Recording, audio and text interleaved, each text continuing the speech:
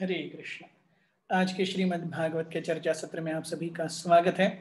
हम श्रीमद् भागवत के चतुर्थ स्कंद के 13वें अध्याय द डिसेंडेंट्स ऑफ ध्रुव महाराज पर चर्चा कर रहे हैं। कल हमने देखा किस प्रकार से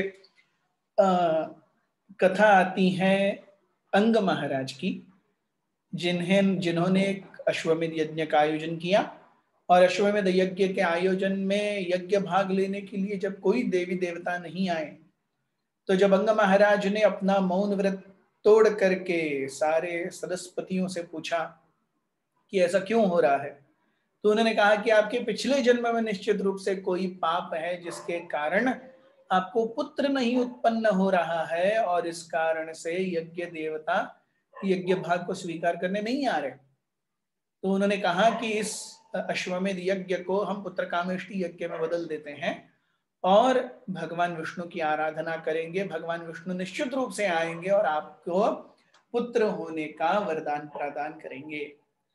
और तब जब महाराज अंग ने इस प्रकार किया तो भगवान विष्णु आए और विष्णु दूत आए और उन्होंने एक पायस का गोल्डन पॉट, गोल्डन घड़ा अंग महाराज को दिया। अंग महाराज ने उसे सूंघ करके अपनी पत्नी सुनीता को दिया। सुनीता ये प्रसाद ग्रहण करने के लिए योग्य नहीं थी, फिर भी उन्होंने दिया, इसलिए उन्हें उदारधी कहा गया।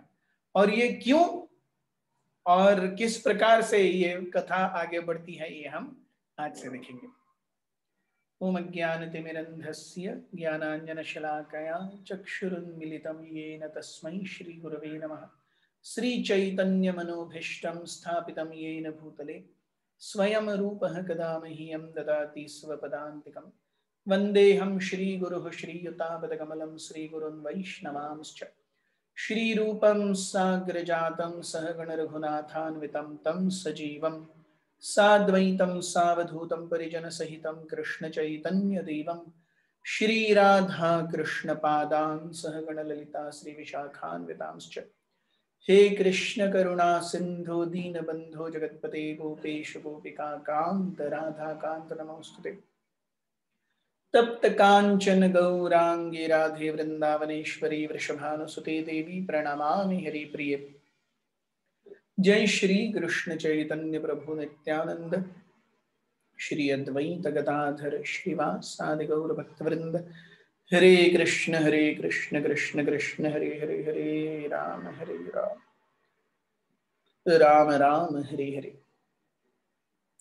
तो कल हमने देखा श्लोक क्रमांक 37 तक, जहां पर महाराज अंग को उदारधी, बहुत ही उदार व्यक्ति कहा गया है क्योंकि उन्होंने सुनीता को ये यज्ञ भाग दिया, पायस का घड़ा दिया।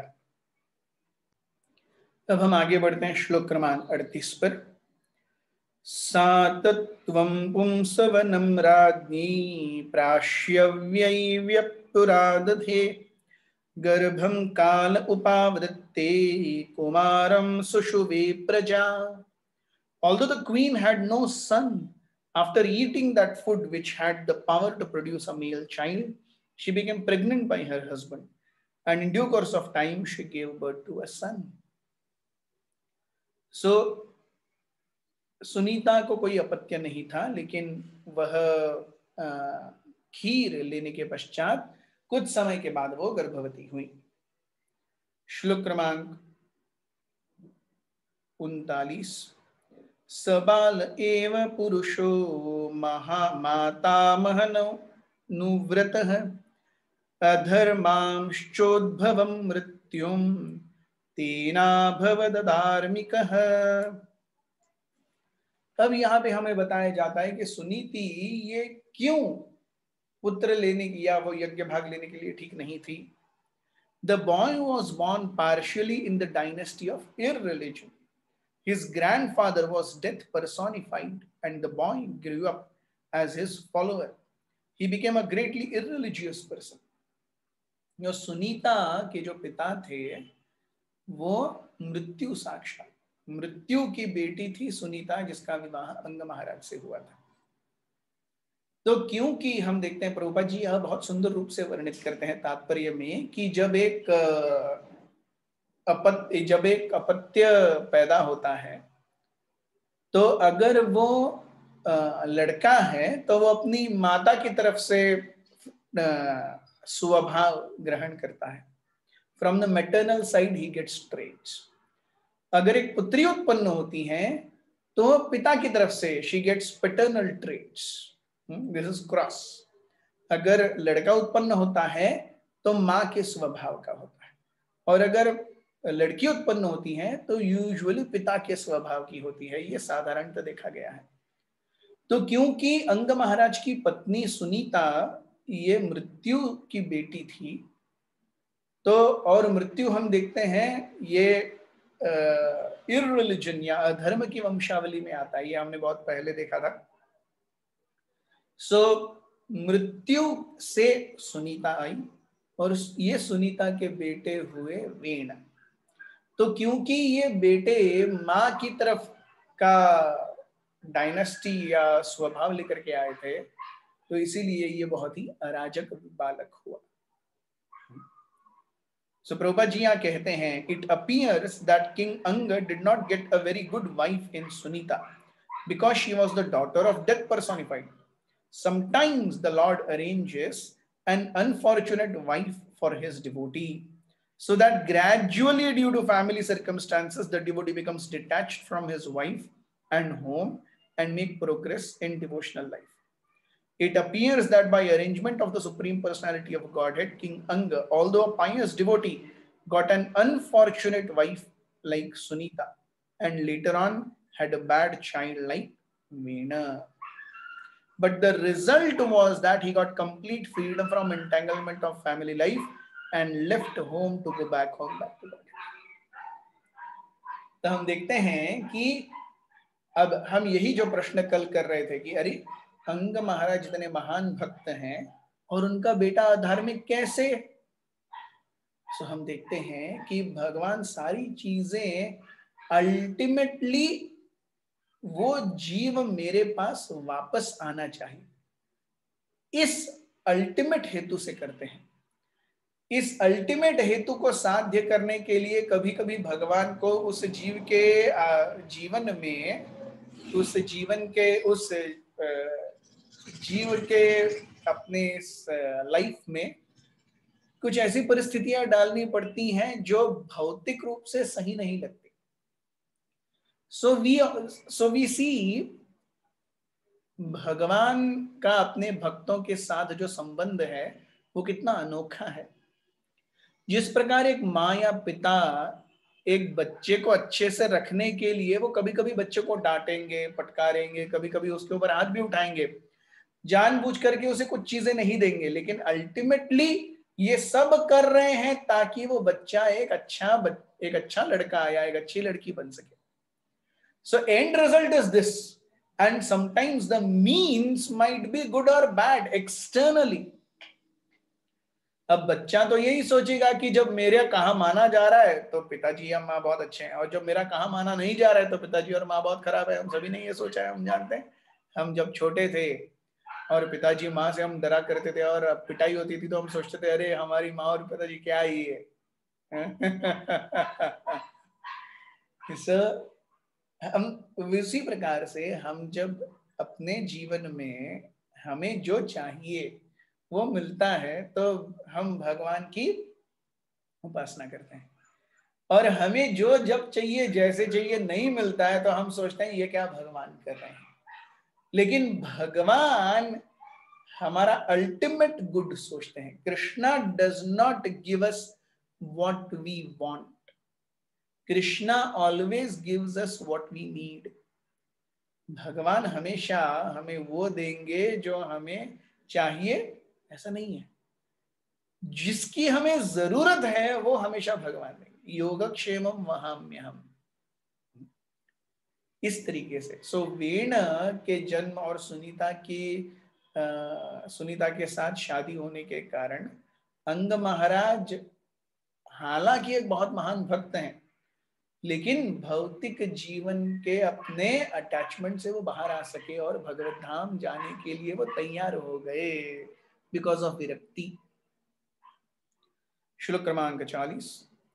सशरासनमुद्यम्य मृगयुर्वनगोचरः हन्त्य साधुर्मृगान् दीनान् वेनो सावित्यराजैनः. After fixing his bow and arrow, the cruel boy used to go to the forest and unnecessarily kill innocent deer. And as soon as he came, all the people would cry, "Here comes cruel Vena! Here comes cruel Vena!"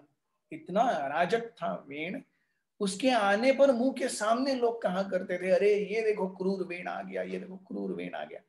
मतलब बिना किसी हेतु के, बिना किसी उद्देश्य के लोगों को, जब कोई व्यक्ति दूसरों को कष्ट देता है, उन्हें प्रताड़ित करता है, तो वो दुष्ट होता है. See, this world is always of cheaters and cheated. कोई किसी को चीट करने का प्रयास कर रहा है, कोई किसी को चीट करने का प्रयास कर रहा है. ये जीवन ऐसे ही चलता है. लेकिन जब एक सशक्त व्यक्ति एक निर्बल पर अनायास ही बिना किसी कारण के अराजकता करता है, तो वो दुष्ट है. तो वेण इतना दुष्ट था कि वो देखते देखते, आप देखेंगे उसकी दुष्टता आगे आने वाले श्लोक में आती है. श्लोक क्रमांक 41. आक्रीडे क्रीडतो बालान् वयस्यानदितारुणः प्रसह्य निरनुक्रोशः पशुमारममारयत्. The boy was so cruel that while playing with young boys of his age, he would kill them very mercilessly, as if they were animals meant for slaughter. तो वेण बच्चों अपने फ्रेंड्स के साथ में खेलते खेलते उनको मार देता था, जैसे वो किसी मारने के लिए पशु जब एकत्रित किए जाते हैं उनको जैसे मारा जाता है, वैसे निर्दयता से वो बच्चों को खेलते खेलते मार देता था, अपने फ्रेंड्स को मार देता था. क्या ऐसा कोई क्रूर बच्चा आपने देखा है जो अपने फ्रेंड्स को जान से मार डाले खेल खेल में? इतना अराजक था. श्लोक क्रमांक 42. तम विचक्षखलं पुत्रं शासनैर्विवृद्धैर्नृपः यदा न शासितुं कल्पो भृशमात्सीत् सुदुर्मनाः. After seeing the cruel and merciless behavior of his son Vena, King Anga punished him in different ways to reform him, but was unable to bring him to the path of gentleness. Thus he became greatly aggrieved. तो पिता के रूप में उसने बहुत, अंग महाराज ने बहुत सारी चीजें की वेण को सही रास्ते में लाने के लिए, लेकिन वो नहीं ला पाए, और इसलिए अंग जो हैं वो बहुत ज्यादा दुखी हो गए. श्लोक क्रमांक 43. प्रायेणाभ्यर्चितो देवो ये प्रजागृह मेधिनः कदपत्यभृतं दुःखं येन विन्दति दुर्भरम्. The king thought to himself, persons who have no son are certainly fortunate. They must have worshipped the Lord in their previous lives so that they would not have to suffer the unbearable happiness caused by a bad son. हम देखते हैं कि अरे वेण, अब इससे पहले हमने कल देखा था कि किस प्रकार से एक दंपति को पुत्र रत्न प्राप्त होने के लिए पुण्य करना पड़ता है. जब पुण्य है तभी एक पुत्र रत्न की प्राप्ति होती है.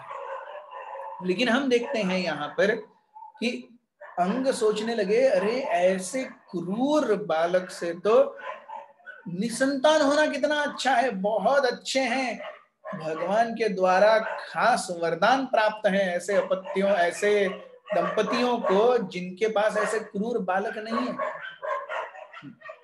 So we see this material world is always a case of ifs and buts.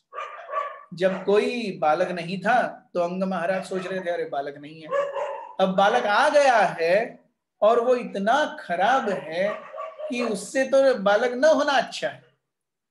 So now he is thinking, अरे those who do not have a son, they are so fortunate. So material world works like this. हम सोचते हैं कि अरे ये कार्य करेंगे तो अच्छा होगा, वो कार्य करेंगे तो अच्छा होगा, लेकिन हम जब हमारी इच्छा के अनुसार कार्य करते हैं और उसका रिजल्ट, उसका प्रभाव जब उल्टा आता है तो हम सोचने लगते हैं अरे दूसरे लोग कितने अच्छे हैं. So this material world is always full of duality. ये भौतिक जगत हमेशा द्वंद्वों से परिपूर्ण है। किसी भी परिस्थिति में, किसी भी जीवन में, किसी भी समय में ऐसा नहीं है कि व्यक्ति के जीवन में या जीव के जीवन में, चाहे वो मनुष्य हो या किसी भी योनि में हो, कि द्वंद्व न हो। ये भौतिक जगत ही द्वंद्व का नाम है, द्वंद्व ही है हर जगह पर। So after we do something, depending on the result of that activity, we always calculate the merit of that activity. कोई चीज करने के बाद में उसका जब प्रभाव आता है, उसके हिसाब से हम चीजें अच्छी हुई हैं या नहीं हुई हैं ये सोचने लगते हैं। लेकिन भगवान ऐसे नहीं है। भगवान जब हमारे जीवन में आते हैं उसमें कोई भी अशुभ नहीं है। हालांकि वेण के सुनीता के साथ शादी होने में भौतिक रूप से अशुभ है, आध्यात्मिक रूप से वहां कोई अशुभ नहीं है। वीण के जैसा पुत्र उत्पन्न होना भौतिक रूप से अशुभ है, लेकिन यही कारण है जिसके लिए अंग महाराज अब गृह त्याग करेंगे और भगवत धाम जाएंगे। So we see the difference in material calculation and spiritual calculations. श्लोक क्रमांक 44। यतः पापीयसी कीर्तिम अधर्माश्च महानृणाम यतो विरोधः सर्वेषां यत आधीनरन्तकः। A sinful son causes a person's reputation to vanish. His irreligious activities at home cause irreligion and quarrel amongst everyone, and this creates only endless anxiety. So हम देखते हैं कि शास्त्र कहते हैं, शास्त्र क्या कहते हैं? पुत्रार्थे क्रियते भार्या। जब एक व्यक्ति शादी करता है तो पुत्र प्राप्त करने के लिए वो शादी करता है। पुत्रार्थे क्रियते भार्या पुत्रः पिंड प्रयोजनम। पुत्र क्यों चाहिए? पिंड देने के लिए पुत्र चाहिए। पुत्रार्थे क्रियते भार्या पुत्र पिंड प्रयोजनम। सब अंग महाराज के पास दोनों हैं, भार्या भी है और पुत्र भी है। इन दोनों से अंग महाराज खुश नहीं हैं।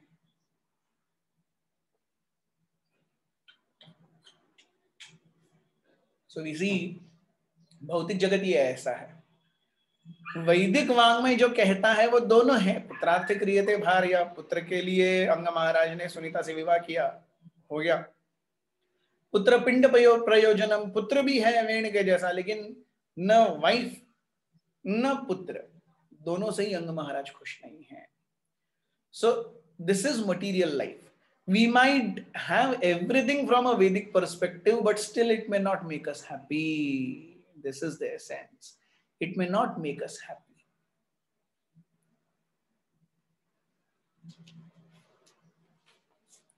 श्लोक क्रमांक 45।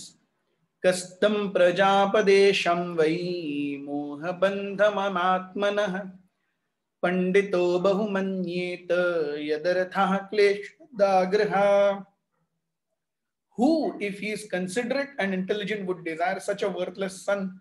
Such a son is nothing but a bond of illusion for the living entity, and he makes one's home miserable. तो ऐसा पुत्र किसको चाहिए? प्रभुपाद जी कहते हैं कि उनके गुरु महाराज कहते थे, भक्ति सिद्धांत सरस्वती ठाकुर कहते थे कि पुत्र और मूत्र दोनों एक ही जगह से आते हैं। पुत्र और मूत्र दोनों एक ही जगह से आते हैं। सो अगर पुत्र योग्य नहीं है तो वो मूत्र के समान है। If a son is worthless, he is as good as something which has to be discarded in drain. हम जब मलमूत्र विसर्जन करते हैं उसके लिए हम रोते नहीं हैं, हम आंसू नहीं बहाते। उसी प्रकार अयोग्य अगर पुत्र है तो वो मूत्र के समान है, और इसीलिए अंग महाराज भी यहाँ पर आंसू ढा रहे हैं। श्लोक क्रमांक 46। कदपत्यं वरं मन्ये सदपत्याच्युतां पदात् निर्विद्येत गृहान् मर्त्यो यत्क्लेश निवहा गृहा। Then the king thought, a bad son is better than a good son, because a good son creates attachment for home, whereas a bad son does not. A bad son creates a hellish home from which an intelligent man may naturally become very easily detached. So यहाँ हम देखते हैं अंग महाराज के चेतना में आध्यात्मिक विचार आ रहे हैं। पहले वो सोच रहे थे कि अरे ऐसा पुत्र होने से न होना अच्छा है, अब वो सोच रहे हैं अरे ऐसा पुत्र अच्छा है, क्योंकि भौतिक सांसारिक जीवन जो केवल अहम और मम के जंजाल में फंसा हुआ है, जिसके कारण व्यक्ति अपनी मृत्यु को नहीं देख पाता। यह भागवत हमें भी बताता है, ये अहम और मम आत्मसैन्येषु असत्सु अपि देहापत्यकलत्रादिषु आत्मसैन्येषु असत्सु अपि तेषां प्रमत्न निधनं पश्यन्नपि न पश्यति। व्यक्ति अपनी मृत्यु को देख करके भी भूल जाता है, क्योंकि वो समझता है मेरी पत्नी, मेरे बच्चे, मेरे माँ पिता, मेरे भाई बहन, सगे संबंधी मुझे बचा लेंगे, जब तक वो है मैं ठीक हूं। लेकिन ऐसा नहीं है, हर कोई अपने अपने समय से आना है, अपने अपने समय से जाना है। जिसका जितनी चाबी भरी राम ने उतना चले खिलौना, ये जानना अत्यंत आवश्यक है। This is spiritual consciousness wherein one becomes detached to the bodily concept of life. शारीरिक अस्तित्व से व्यक्ति दूर चला जाता है। So King Anga, therefore, thinking in these terms of detachment, accepted his bad son as a good impetus for detachment from home life. तो अंग महाराज ने ये देखा कि ये एक अच्छा स्रोत है जिससे मैं भौतिक सांसारिक जीवन से वैराग्य उत्पन्न कर सकता हूं। So this is the change in consciousness. किसी भी अवस्था को, किसी भी परिस्थिति को हम कैसे आध्यात्मिक रूप से और भौतिक रूप से तोल सकते हैं, ये इसी का मापदंड है। श्लोक क्रमांक 47। एवं स निर्विण्णमनागृहो नृपो गृहा निशीत उत्थाय महोदयोदयात् उपलब्ध निद्रो नुपलक्षितो नृभि हित्वा गतो when सुवं प्रसुप्तां। Thinking like that, King Anga could not sleep at night. He became completely indifferent to household life. Once, therefore, in the dead of the night, he got up from bed and left Vena's mother, his wife, who was sleeping deeply. He gave up all attraction for his greatly opulent kingdom, and unseen by anyone, he very silently gave up his home and opulence and proceeded towards the forest. So, एक रात को राजा ने सब कुछ त्याग दिया। ये चीज हम भागवत में बार बार देखते हैं।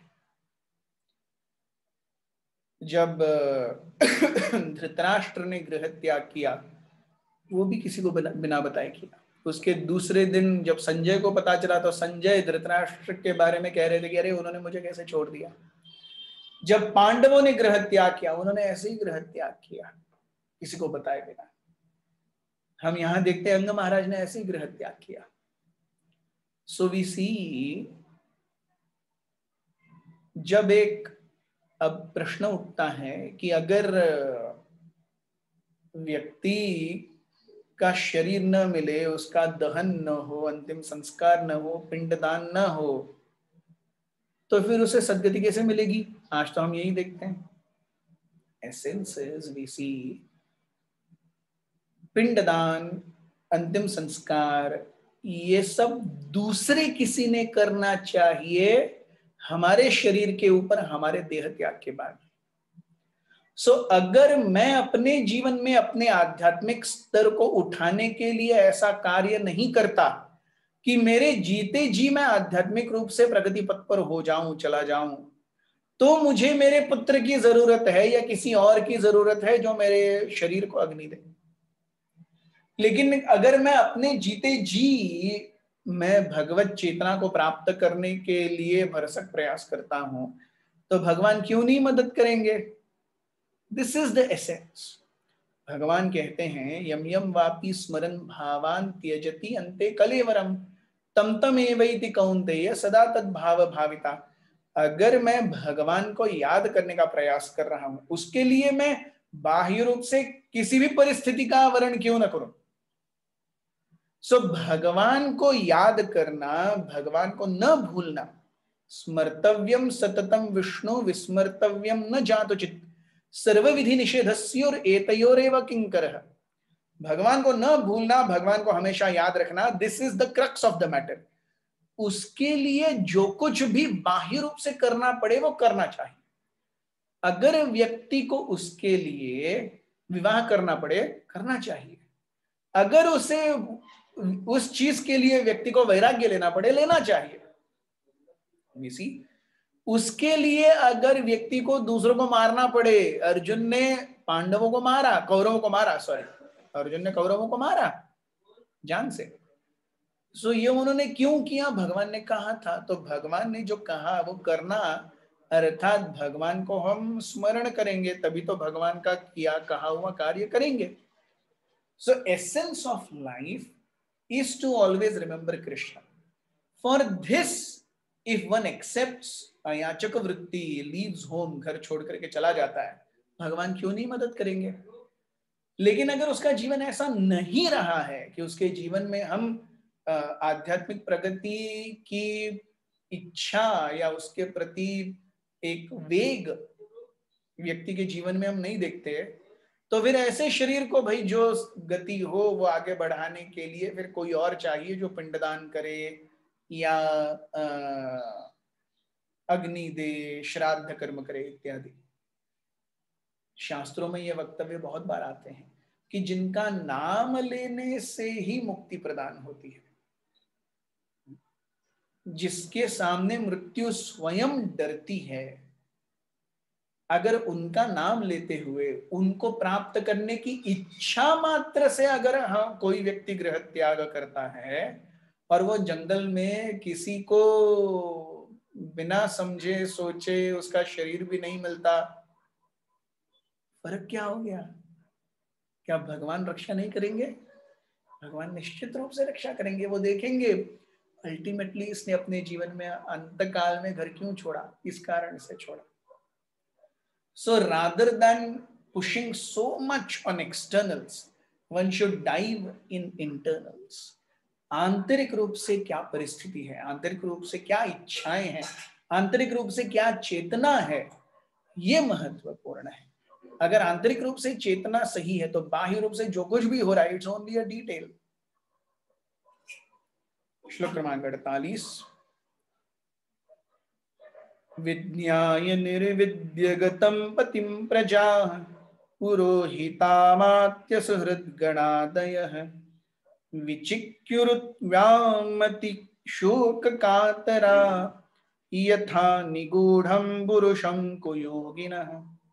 When it was understood that the king had indifferently left home, all the citizens, priests, ministers, friends, and people in general were greatly aggrieved. They began to search for him all over the world, just as a less experienced mystic searches out super soul within him. तो जब सभी को पता था वेण की परिस्थिति क्या है और वेण जैसा व्यक्ति राजा बनेगा, अरे बाप रे। और अंग महाराज के प्रति स्वाभाविक रूप से प्रेम था, आत्मीयता थी। अंग महाराज एक बहुत ही महान शुद्ध वैष्णव थे। तो ऐसे वैष्णव महात्मा की आस छोड़ करके अब वेण जैसे आतताई के अधीन रहना पड़ेगा, ये सोच करके सभी ने, और वेण से प्रेम के कारण, अंग महाराज से प्रेम के कारण सभी ने अंग महाराज को बहुत भरसक प्रयास करने का, सोचने का प्रयास किया, जैसे एक योग रुरुक्षु व्यक्ति भगवान को अपने हृदय में ढूंढने का प्रयास करता है। क्या सुंदर उपमा है, देखिए, व्हाट एन एनालॉजी। जैसे एक योग रुरुक्षु व्यक्ति जो योग में परिपक्व नहीं है, how he is frantically searching for the Lord, उसी प्रकार से अर्थात अंग महाराज अपनी प्रजा के लिए भगवान समान थे। इतना आदर करती थी प्रजा अंग महाराज का, इतना प्रेम करती थी प्रजा अंग महाराज का, लेकिन इस सब को छोड़ करके अंग महाराज चले गए हैं। तो सोचिए दो चीजें यहां पर हैं, एक तो अंग महाराज को कितना दुख हुआ होगा, और दूसरा अंग महाराज के हृदय में कितना वैराग्य उत्पन्न हुआ होगा। दोनों दुख कितना, क्योंकि ऐसे लोगों को छोड़ करके सोचिए, अगर पूरे पृथ्वी को वो छान मार रहे हैं अंग महाराज के लिए, तो कितना प्रेम है। तो ऐसी अवस्था में ऐसे व्यक्ति को छोड़ के जाना, सही में जो हमसे प्रेम करता हो, ऐसे व्यक्ति को छोड़ के जाना आसान होता है क्या? नहीं, इट इज नॉट इजी। तो अंग महाराज को कितना हृदय में दुख हुआ होगा। और दूसरा, ऐसी परिस्थिति में भी उन्होंने भगवान का चयन किया, भगवान को प्राप्त करने के मार्ग का चयन किया, तो कितनी विरक्ति आई है। श्लोक क्रमांक 49। अलक्ष्यन्तः पदवीं प्रजापतेर् हतोद्यमः प्रत्युपसृत्स्यति पुरीं ऋषीन् समेतान् विवन्द्य साश्रवो न्यवेदयन् पौरवभर्तृविप्लवम्। When the citizens could not find any trace of the king after searching for him everywhere, they were very disappointed and they returned to the city, where all the great sages of the country assembled because of the king's absence. With tears in their eyes, the citizens offered respectful obeisances and informed the sages in full detail that they were unable to find the king anywhere. So हम देखते हैं कि पहले के युगों में हालांकि राजा का प्रशासन था, लेकिन उस प्रशासन का भी एक तरीका होता था। हम आज डेमोक्रेसी के नाम पे legitimate monarchy, legitimate, Prabhupada ji ने कहा, एक सही कर्तृत्ववान राजा, ये डेमोक्रेसी से बहुत अच्छा है। क्योंकि डेमोक्रेसी में हम देखते हैं सबको, क्योंकि मुझे मेरी कुर्सी बचानी है इसीलिए मैं 10 पार्टियों को लेके चलता हूं, कोएलिशन डेमोक्रेसी। सो केवल चलने के लिए सब चलता है, होता कुछ नहीं है। हम भारत के समसामयिक परिवेश में भी देख सकते हैं, फ्रॉम 1990s टू 2014 जिस प्रकार से भारत का ग्राफ रहा, एंड फ्रॉम 2014 टू नाउ 2021 जिस प्रकार से भारत का ग्राफ रहा है, कितना फर्क है, कितना फर्क है। So we see democracy, Prabhupada ji कहा करते हैं, डेमोक्रेसी मीन्स डीमंस क्रेजी। 4 लोग आकर के एक साथ राज्य चलाते हैं क्योंकि हर किसी को अपनी कुर्सी की पड़ी हुई है। एक्चुअली ये सत्य है। 1947 के पहले लोग देश के लिए जान देते थे। कितने लोगों ने देश के लिए जान दी। आज अगर भारत भूमि सही में मूर्तिमंत खड़ी हो जाएगी तो आजकल के पॉलिटिशियंस को देख के भारत भूमि जान दे देगी कि कैसे लोग हैं। ये अस्तित्व है, ये अभी सत्य है। Actually it is like this. So we see a good monarchy, a legitimate monarchy. यहां पर एक राजा है जो एक संस्था के अनुरूप चीजें चला रहा है, वो पागल नहीं है। आगे हम देखेंगे वेण ने ये मोनार्की को किस रूप में परिवर्तित कर दिया। अरे जो मैं बोलूंगा वो होगा। पहले ट्रेडिशनल मोनार्कीज में ऐसा नहीं होता था। एक अमात्य होते थे, प्रधानमंत्री होते थे, मंत्रिमंडल होता था, साधु होते थे, इन सब के विचार विमर्श से कार्य किया जाता था। हम ये युधिष्ठिर महाराज के इसमें भी देखते हैं, हम सारे जगहों पर यही देखते हैं। It is only recently when Mughals came, even before Mughals, it was always a system-based governance, although there was monarchy. Non-systematic, illegitimate monarchy was introduced in India by Mughals. जब चेंगिस खान और ये बाबर वगैरह जब आए, उसके कारण जो मोनार्की आई है, वो मैं राज्य करूंगा, मैं जो बोलता हूं वही सही, मेरा धर्म, ये सब XYZ ये वहां से आया है। Otherwise there was a system in governance also. और यहाँ पे अंग को न प्राप्त करते हुए वहां के साधु भी बेचैन है और वहां की प्रजा भी बेचैन है। Thus end the Bhaktivedanta purports of the 4th canto, 13th chapter of Srimad Bhagavatam, entitled Descriptions of the Descendants of Dhruva Maharaj। कल से हम 14वें अध्याय पर स्टोरी ऑफ किंग वेन पर चर्चा करेंगे। हमारे साथ बने रहिए। बहुत बहुत धन्यवाद। ग्रंथराज श्रीमद् भागवत की जय, श्रील प्रभुपाद की जय।